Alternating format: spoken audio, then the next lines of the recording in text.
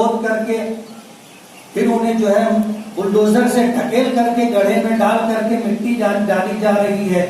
آپ تصور تو کریں کہ اگر خدا نہ کرے ہندوستان میں اور ہمارے شہر کے اندر اس طرح کے حالات پیدا ہو جائیں گے تو کیا ہوگا. اس لیے میں یہ کہنا چاہوں گا کہ اللہ کے لیے آپ سوچئے, اگر ہم اپنی جانوں کی پرواہ نہیں کر رہے ہیں تو کم سے کم دوسروں کے بارے میں تو سوچیں. ہماری ذات سے دوسروں کو تکلیف ہوگی, یہ کون سا طریقہ ہے؟ جبکہ ہمارا مذہب اس بات کی تعلیم دیتا ہے کہ اپنی ہاتھ سے اپنی زبان سے کسی کو تکلیف نہیں ہونا چاہیے اور اذیت دینا حرام قرار دیا گیا ہے. ایسے حالات کے اندر ہمیں ہر احتیاطی تدبیر اختیار کرنا چاہیے.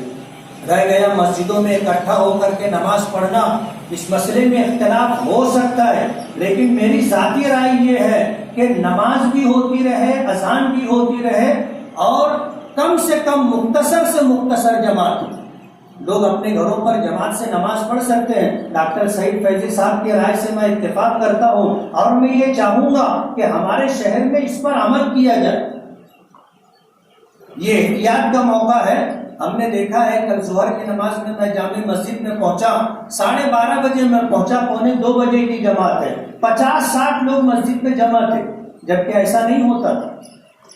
مجھے ظہر میں اعلان کرنا پڑا کہ ہم لوگ جو ہے کورونا وائرس کے اس وبائی مرض کو سنجیدگی سے نہیں لے رہے. ہماری ذمہ داری بنتی ہے کہ ہم اسے سنجیدگی سے لیں, اور مصیبت ہمارے گھروں میں آئے اس سے پہلے احتیاطی تدابیر اختیار کریں. آج ظہر کی نماز سے ہم نے جامع مسجد میں ایک فیصلہ لے لیا. ہماری مسجد محلے کی مسجد نہیں ہے, بازار کی مسجد ہے, علاقہ غیر میں ہے. جو مصلی حضرات آتے ہیں پورے شہر کے مختلف محلوں سے آتے ہیں. ہم نے ان سے گزارش کی کہ یہاں بازار کے جو مصلی ہیں وہ مسجد میں نماز پڑھ لیں گے, آپ اپنے اپنے محلوں کی مسجد میں نماز پڑھیں. آج اس وقت احتیاط کی ضرورت ہے. اگر ہم لوگ احتیاط نہیں کر رہے ہیں تو اس کا یہ مطلب نہیں ہے کہ ہم لوگ جو ہے دوسروں کے لیے بھی اس وبائی مرض کو عام کر کے ان کے لیے مصیبت کا سبب بنے. اتنا فرق ہے ندی کے مغربی سمت اور مشرقی سمت. یہ ہم لوگوں کے لیے غور کرنے کی بات ہے.